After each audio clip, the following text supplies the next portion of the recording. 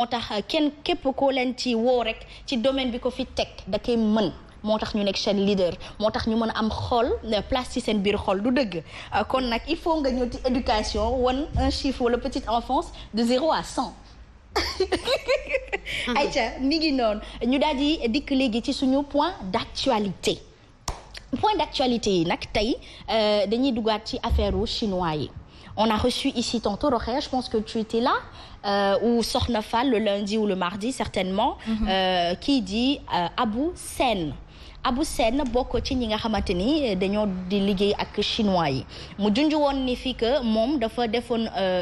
au début des chinois ici parce qu'ils font de la production de carreaux au lieu de l'importation du carreau. Alors ce qui était dans un premier temps un bon deal pour nous Sénégalais, c'était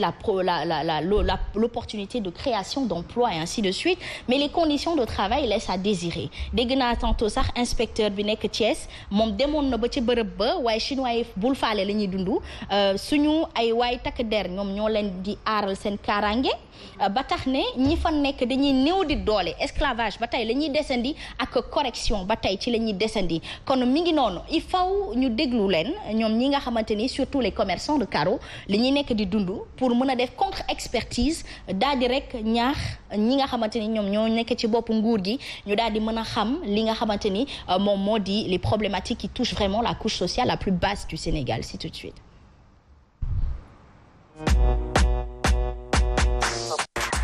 def concurrence déloyale boo xam ne dafa jéggi dayoo ndax on ne peut pas être un usine ba pare bëgg a nekk ci toute la chaîne de production ñoom li ñuy def mooy ce qu'on appelle du dumping usine bi mi ngi nekk Sénégal def lu ko neex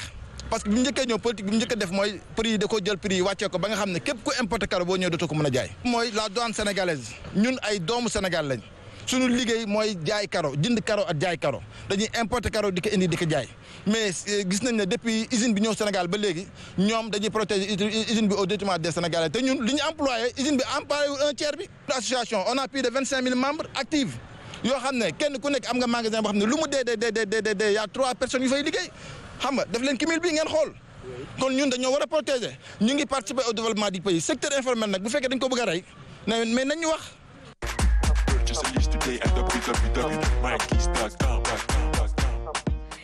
Aïcha mi ngi noonu kon ñoo leen digloondoo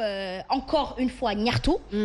sur ñaxtu et il paraîtrait-il que dañu waroon a juger 25 jeunes yoo xamante ni ñoo ngi bàyyeeku woon foofu noonu ci xaw xëccoo bi amoon seen digganteeg chinois yi man encore une fois je suis sidérée par le fait qu'à chaque fois des collaborateurs des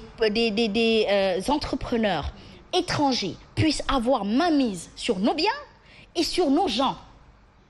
C'est aberrant. Comment on en arrive à ce stade, Sokhna Fall? bari na ci réew mi damay firnde la li ma doon wax sànq Christopher rek dama ni ko ñoom bu ñu amee ci ñun intérêt ñun ñu am ci ñoom intérêt dañoo war a faire de telle sorte que ñu nekk au même pied d'égalité ku ci nekk am ci sa intérêt dem mais bu fekkee ne ñoom bu ñu amee ci ñun intérêt ñoom ñoo ñu ci ëppale ñoo ñuy fekk ci suñu ay mbir ba pare ëppale ñu ci foo laal féppay metti j'ai suivi les éditions d'hier dans les différentes médiums mais ñaxtu presque une première partie du journal lépp ñaxtu la féppay metti bu dul problème litige foncier problème suuf problème tool ba problème mu exploitation lay doon ci loo xamante ni si dañ leen di teg de manière arbitraire ba pare amoo droit ñaxtu boo ñaxtoo ñu dàq la te amul benn droit bu ñu lay fay di leen exploiter di leen liggéeyloo des heures supplémentaires te du leen ko fay li mu war a nekkee mu mel ne kon fépp mooy metti jotaat na ñu reculer waat pour mieux sauter xool li doxul ñu jéem koo jooyanti xool mbir yi naka la ñuy en plus tam ñuy teel a àtte parce que mbir doo bàyyi ba mu ni këtt ni jonn rek nga seetaan ba mbir mi ëpp loxo ngay doog a àttu boo jiitee da ngay teel a àtte teel a trouver solution pour loolu ñu avancer ci leneen loolu dinañu permettre de gagner du temps dinañu permettre ñu am yeneen ouverture ubbiwaat leneen loo xam ne dina mën a jur leneen mu amal njëriñ askan wi mais si toutefois on reste assis toog di naan non nii na fan lay ñuy jëm dañuy recommencer waat rek à zéro te mu doy waar compliqué. soxna fii da ngay décourager sax Asma à chaque fois comme ni ko soxna waxee à chaque fois da ngay gis nit ñi dañuy plaindre secteur yëpp a am problème employé yi nga xamante ne ñoom la ñuy surexploité sax la ñuy wax ñoom itam à chaque fois dañ leen di dégg ñu ñaxtu borom karo yi sax nekk ñu ci jàmm parce que temps yi am na benn borom karo bu ci doon waxtaan ak man Mbaye Baro ma koy nuyu de passage mu ne ñoom instant bi seen liggéey sax dafa am problème ñoom ñiy yëngu ci wàllum jaay karo donc mu nekk li situation bi nga xam ne c'est à déplorer nañ leen wutal solution ñi nga xam ne dañoo nekk ci problème te aussi étranger ñoom itam bu ñëwee ñu xam seen place xam ne ñun ñoo nekk ci réew mi ñun ñooy ay doomu réew mi même bu fekkente ne dañ leen di liggéeyal ñu xam suñu àq ak suñu yelleef. doy na waar léegi ñu ci war a tëj di ñu ci nar a tëj waaye da loolu mal il est où. du leen wax ak ñii mais ñun suñuy milliardaires yi nga xam ne dañu nekk fi tabax ay immeuble rek bàyyi dem toog Europe dem dund seen dund normalement lan moo tax ñoom mënuñu woon jël initiative boobu noonu nga xam ne dañu mën a encadrer ak ministère je sais pas du travail ak inspection du travail yi nga xam ne dañu mën a encadrer entre ministère boo xamante ni nag nguur goo xamante ni ñi ñuy dooleel mooy les entrepreneurs étrangers suñu daan dooleel les entrepreneurs locaux mën nañu wax ne Germaine Barros wax ci tuuti ndax éducation mooy fondement wu defaru du dëgg da nga ciy wax tuuti nga bokk ci tuuti débat bi parce que. mais imagine yow yaakaar nga peut-être les milliardaires du Sénégal mënuñu doon defar mënuñu doon sànci usine bu mel noonu est-ce que mënuñu koon def milliardaires xam nga on compte un peu plus d'une quinzaine de milliardaires yi nga xam ne ñu ngi fii bari nañ de. ñi nga xam ne ñoom ñëpp bu ñu génnewoon tey ku nekk benn 100 millions wala 200 millions mën nañu sànc fii ay lu mel ni luy concurrencer Auchan li nga xam ne suñu ay produits locaux ñoom foofu moom lañ fay jaay ay usines yu mel ne ay usines de fabrication de carreaux fabrication d'autres choses mais ils préfèrent souvent construire ay immeubles fii. ba pare mais le problème ne se situe pas là-bas boo dégloo ci seen ay waxtaan en tout cas pour la plupart ce qu'on te dit mooy ñu bari ci ñoom. ni ñuy woyofalee les entreprises étrangères duñ ko defal ñi nga xam ne ce sont des entreprises locales.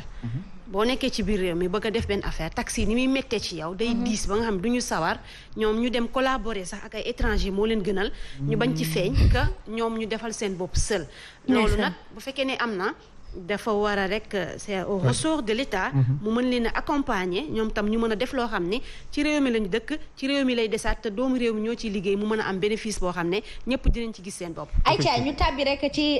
ñi nga xamante ni da nga wax ne mooy di entrepreneur yi bàyyeekoo fii ñoom itam dañuy daal di dem ci Ndingler du noonu la. tur bi Ndingler ak Sedima ñoom le village voisin de Djily entre dans la danse pour revendiquer justement les terres là l'objet de conflits. Maintenant, est-ce que c'est diviser pour mieux régner ou est-ce que c'est s'aimer la discorde pour avoir raison? On les écoute.